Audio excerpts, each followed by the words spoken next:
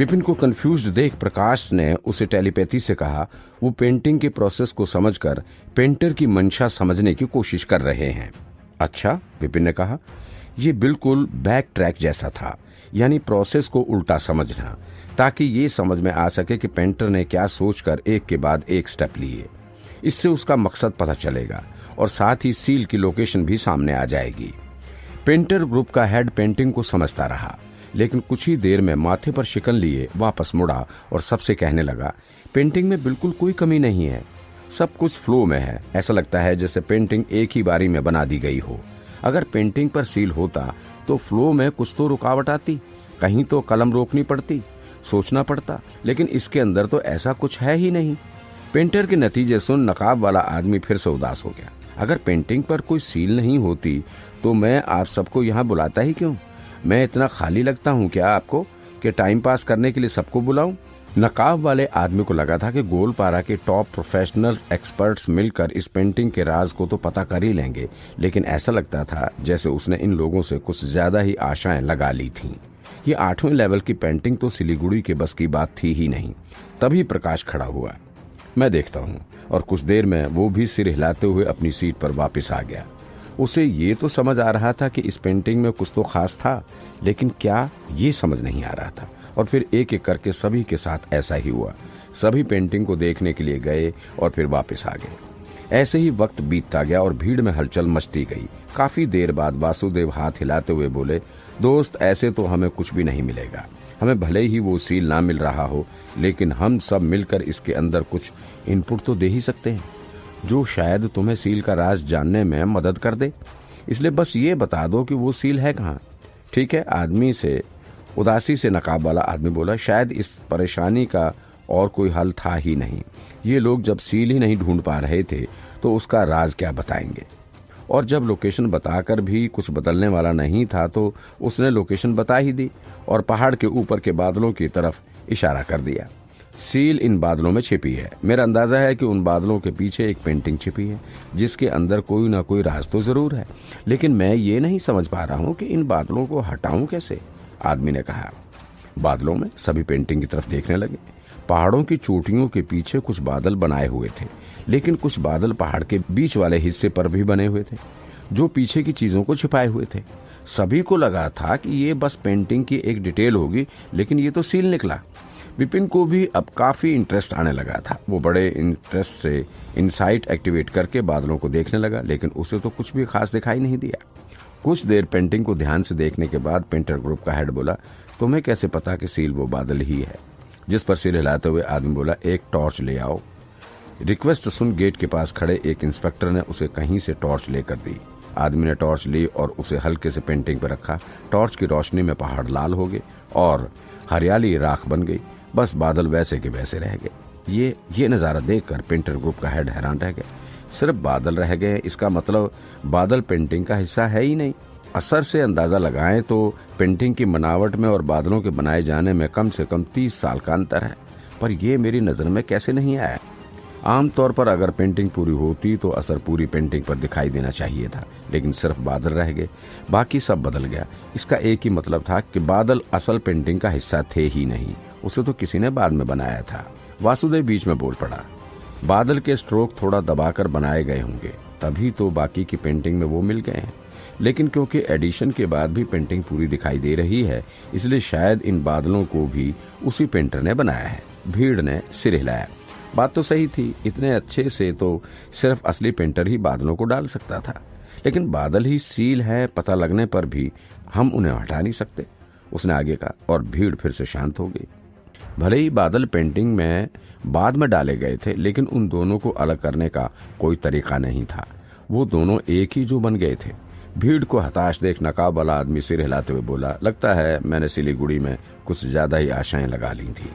कहते वो पेंटिंग रखने ही वाला था कि तभी अचानक से कोई बोला, क्या मैं देख सकता हूँ? नकाब वाले आदमी ने बोलने वाले की तरफ देखा तो पाया कि एक लड़का उसकी तरफ चला आ रहा था, विपिन सेन। विपिन को शुरू से ही उस पेंटिंग में इंटरेस्ट बन गया था, और क्योंकि बाकियों को उससे कुछ समझ नहीं आ रहा था, इसलिए वो खुद भी पेंटिंग को पास से देखना चाहता था। लेकिन इससे पहले कि विपिन पेंटिंग तक पहुंचा, पीछे से एक आवाज आई, तुम तो सिर्फ 5 स्टार इंस्पेक्टर ही हो ना? तो तुम्हें इस पेंटिंग में क्या दिखाई देगा? मुझे देखने दो। बीच में बोलने वाला और कोई नहीं, आलोक था, जो खड़ा हो मोर की तरह मटकते हुए पेंटिंग की तरफ चला आ रहा था। उसने पेंटिंग पर एक उंगली फिराई और फिर थोड़ा सोचकर बोला, मैंने ऐसी 8वीं लेवल की पेंटिंग पहले भी देखी है, मुझे ये भी पता है कि सील कैसे काम करती है। आलोक का कॉन्फिडेंस देख नकाब वाला आदमी बोला, तुम्हें सील के बारे में पता है? क्योंकि अगर पता है तो मेरी विनती है कि पेंटिंग की सील निकाल दो। अगर तुमने ऐसा किया तो मैं तुम्हें अच्छा इनाम दूंगा। आलोक बोला, इस सील को सीलिंग क्लाउड पिन कहते हैं। इसमें एक खास तरीके से नीचे की लेयर को छिपाया जाता है, वो भी पेंटिंग की फाउंडेशन को नुकसान पहुंचाए बिना। मेरा अंदाजा है कि सील को पेंटिंग की चेतना के साथ जोड़ दिया गया है, या फिर शायद वक्त के साथ वो अपने आप जुड़ गई है। Ceiling cloud pin. सभी आलोक को देखने लगे। उन्होंने तो ऐसी किसी स्किल के बारे में सुना भी नहीं था। आलोक ने किसी एक्सपर्ट की तरह हाथ पीछे किए और गर्व से बोला, मैंने एक बार अपने परिवार के एक इंसान को इस सील को खोलते हुए देखा था, इसलिए मुझे पता है कि इसे कैसे खोला जा सकता है। तुम्हारे परिवार में? तुम्हें ये भी नहीं पता गोलपारा का नंबर 1 का जीनियस असल में एक संत वंश से है, सेन वंश से, सेन वंश का वारिस। अच्छा, इसलिए ऐसा बैकग्राउंड है, इसलिए तो इतना अलग अनुभव है। आलोक के तरीके के बारे में सुनकर भीड़ में हलचल मच गई और सभी उसकी तरफ ऐसे देखने लगे जैसे अपने आइडल को देख रहे हों। सेन वंश का नाम सुनकर एक सेकंड के लिए तो नकाब वाला आदमी सख्ते में आ गया, लेकिन फिर हाथ जोड़कर बोला, तो कैसे खोला जाए ये सीलिंग क्लाउड पिन? सिंपल है, इसे खोलने के लिए हमें ऐसे इंसान को खोजना होगा जो कि आत्मा आर्ट में एक्सपर्ट है। उसकी आत्मा को माध्यम बनाकर हम इस बादल की चेतना को निकाल सकते हैं। आत्मा आर्ट का एक्सपर्ट? नकाब वाला आदमी सोच में पड़ गया। उसे शक करते देख आलोक बोला, हाँ बिल्कुल, एक बार सील की चेतना निकाल ली जाए तो सील आराम से खोला जा सकता है। नकाब वाला आदमी हिचकिचाते हुए बोला, क्या मैं जान सकता हूँ कि वो एक्सपर्ट कितने लेवल का होना चाहिए? आलोक ने जवाब दिया, उस इंसान का अपनी आत्मा पर पूरा कंट्रोल होना चाहिए और उसकी आत्मा बहुत ज्यादा ताकतवर नहीं होनी चाहिए, नहीं तो पेंटिंग को डैमेज भी हो सकता है। इतना डैमेज कि ये लेवल 8 की पेंटिंग रद्दी भी बन सकती है। और सबसे बड़ी बात, उस इंसान को पता होना चाहिए कि पेंटिंग में चेतना कहाँ छिपी है, जिसका मतलब है कि उस इंसान को पेंटिंग का ज्ञान भी होना चाहिए। ओ, नकाब वाला आदमी हैरान रह गया। फिर बोला, अब ऐसा आदमी कहाँ से लाऊंगा मैं? दुनिया में इनमें से एक कंडीशन वाला आदमी भी ढूंढना बहुत बड़ी बात थी, लेकिन ये तीनों कंडीशन वाला, अब ऐसा आदमी कहाँ से लेकर आए?